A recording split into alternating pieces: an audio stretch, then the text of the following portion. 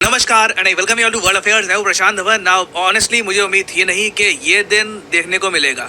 Iran जो एक पाकिस्तान का आप कह सकते हैं फ्रेंडली कंट्री है, दोनों कंट्रीज की बॉर्डर है साथ में, मगर तब भी ईरान ये कहेगा कि इंडियंस के लिए हम डिक्लेयर करते हैं वीज़ा फ्री एंट्री, मतलब कि इंडियंस अब ईरान में आ सकते हैं बिना किसी वीज़ा के। ये ऑफ कोर्स ये लोग कर रहे हैं ताकि ज़्यादा इंडियन टूरिस्ट ईरान में आ सके। Whereas at the same time Iran ने ये सुविधा पाकिस्तान को प्रोवाइड नहीं करी है। पाकिस्तानी को आज भी लाइन में लगना होगा, वीज़ा के लिए अप्लाई करना होगा, तभी ईरान में ये एंट्री कर पाएंगे। It is quite surprising. और इंडियन पर्सपेक्टिव से आप अगर देखो तो लगातार भारत का पासपोर्ट मजबूत हो रहा है। ये 5वां देश है रिसेंट टाइम्स में, मोस्ट रिसेंटली अगर मैं बात करूं, जिसने ये कहा है कि इंडियन सीधा एंट्री कर सकते हैं बिना किसी वीज़ा के। इससे पहले आप अगर देखो तो मलेशिया, श्रीलंका, थाईलैंड और वियतनाम, ये सभी एशियन कंट्रीज इंडियंस को कह चुके हैं कि आप वीज़ा फ्री हमारे देश में आ सकते हैं। ईरान अब 5वां देश बन चुका है। रशिया के साथ देखिए अभी बातचीत चल रही है। मेरा मानना यह है कि फ्यूचर में पॉसिबिलिटी है कि अगर इंडिया और रशिया के बीच में समझौते हो जाते हैं, बातचीत हो जाती है, तो बिल्कुल मेरे हिसाब से इंडियंस रशिया जा पाएंगे बिना वीज़ा के। इसमें टाइम लगेगा बट डेफिनेटली इस पर बातचीत चल रही है।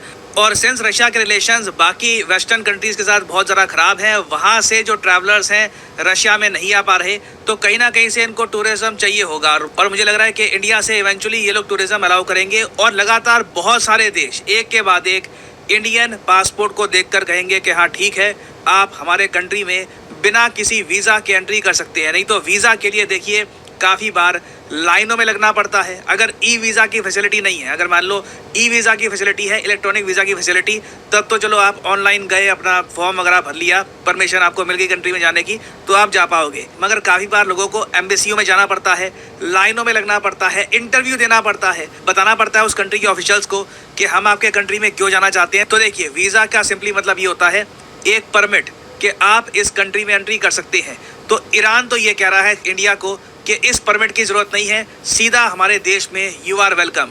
और अगर यहाँ पे आपका क्वेश्चन ये है कि wait this doesn't make sense, Pakistan और ईरान की एक प्रॉपर लैंड बॉर्डर है, तब भी ईरान पाकिस्तान के लोगों को वीज़ा फ्री एक्सेस क्यों नहीं देगा? वेल इसके कई रीज़न है। पहली बात तो ये है, ना सिर्फ ईरान, कोई भी कंट्री पाकिस्तान के सिटीजन्स का इतना भरोसा करता नहीं है इन्हें वीज़ा फ्री एंट्री देने के लिए, क्योंकि जब आप वीज़ा फ्री एंट्री देते हो ना, तो आप कहीं ना कहीं भरोसा दिखा रहे हो उस कंट्री की गवर्नमेंट पे कि हम भरोसा करते हैं कि जिस आदमी को आपने पासपोर्ट दिया होगा जांच पड़ताल करके दिया होगा, और ऐसा नहीं है कि वो आदमी हमारे यहाँ आके उधम मचा देगा। आप अगर हेनली पासपोर्ट इंडेक्स देखोगे ना, तो दुनिया में जो 4 सबसे ज़्यादा खराब पासपोर्ट्स हैं, जिनको देखकर सीधा काफ़ी बार किसी फॉरेन कंट्री में आपको एंट्री करने में काफ़ी दिक्कत आती है ना, उन 4 पासपोर्ट्स में पाकिस्तानी पासपोर्ट आपको दिख जाएगा। यहाँ पे आप देख पाएंगे ये worst passports in the world according to the Henley passport index 2023।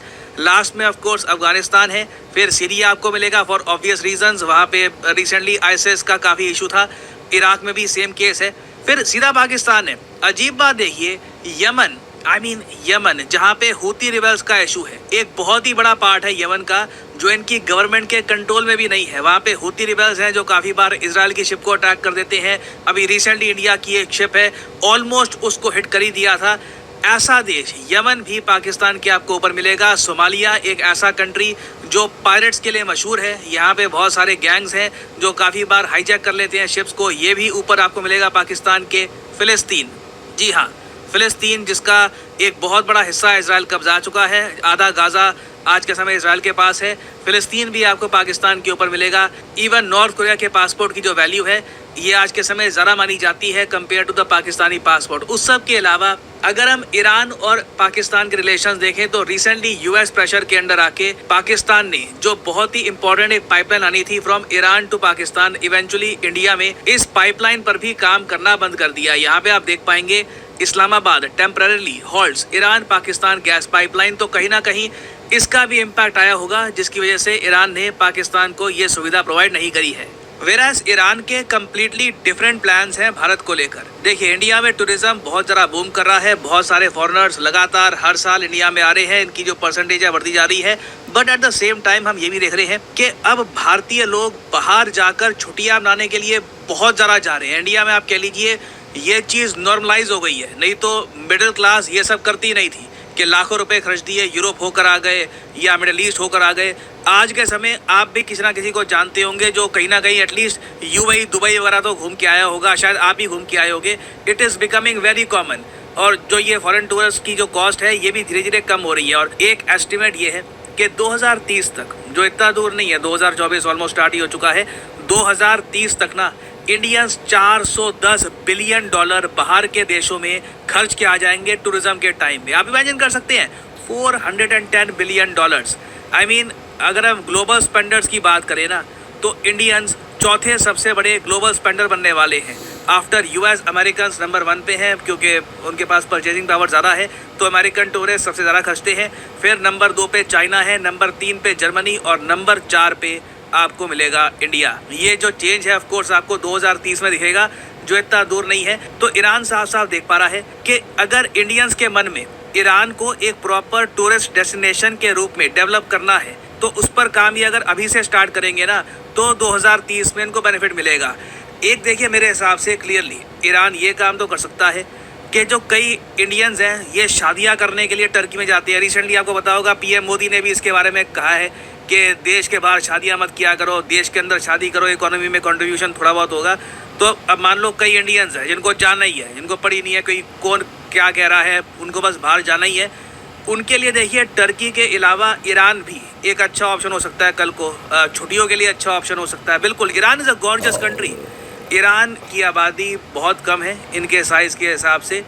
कई कंट्रीज़ हैं जो बहुत ज़्यादा डेंसली पॉपुलेटेड होती है ना, कि लोग ही इतने सारे हैं वहाँ पर कि आप कह लीजिए नेचर को इतनी जगह मिलती नहीं है वहाँ पे। टूरिज़्म के लिए वो जगह इतनी ब्यूटीफुल होती नहीं है। वेरएस ईरान स्केर्सली पॉपुलेटेड है, इनका बहुत सारा रीजन है, वहाँ पे आबादी ना के बराबर है।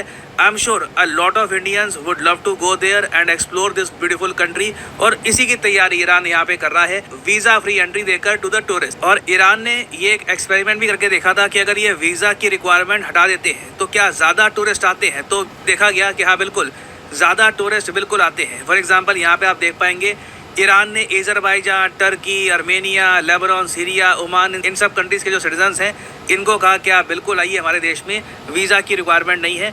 इसकी वजह से जो ओवरऑल टूरिज्म में ग्रोथ थी ईरान के, ये 48.5% देखी गई थी। तो अब इन्होंने टोटल 33 कंट्रीज़ को कह दिया है कि बिल्कुल आप ईरान में आइए, यू आर वेलकम। अब ऑब्वियसली इसमें यूनाइटेड स्टेट्स ऑफ अमेरिका नहीं होगा क्योंकि उनके रिलेशंस ईरान के साथ बहुत ज़्यादा ख़राब है।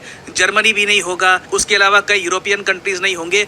तो जो आप कह लीजिए ग्लोबल मेजर टूरिज्म में स्पेंडर कंट्रीज़ हैं वो ईरान में नहीं आ रहे, तो कहीं ना कहीं इनको डाइवर्सिफिकेशन करनी होगी। और इसलिए ब्राज़ील समेत इंडिया, वेरियस कंट्रीज़ के सिटीजन्स को ये चाहते हैं कि वीज़ा फ्री एक्सेस देकर अपने कंट्री में इन्वाइट करें।